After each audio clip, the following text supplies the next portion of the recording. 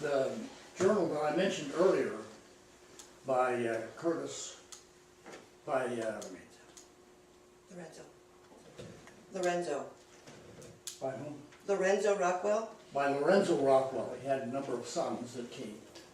And one of those sons donated this property that we sit on for worship and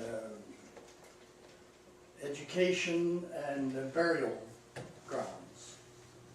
And as I look back on that meeting and the development of this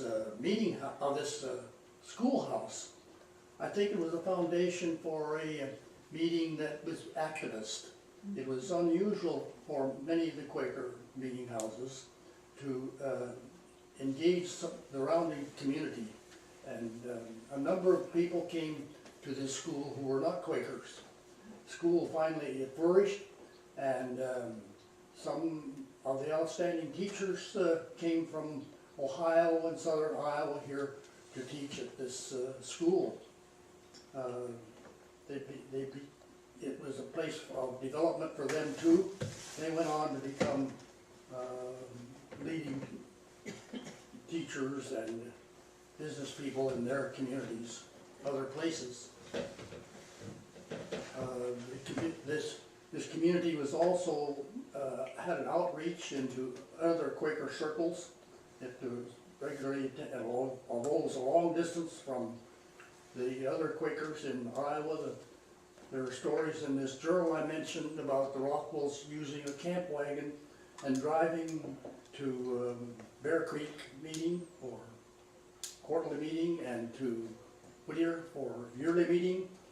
And they tell stories of getting acquainted with the people along the road where they stayed overnight, coming and going. And the school closed, of course, during the consolidation movement and the cut of schools in Iowa. It had I remember a Juanita Literary Society that was an offshoot of the school, in which the children were expected to come and recite here in these rooms some of their poetry and so forth. And I remember having to do the same thing after the school had closed. It was a good development program for the young people, and it was well supported by the parents. Meeting later generations of meeting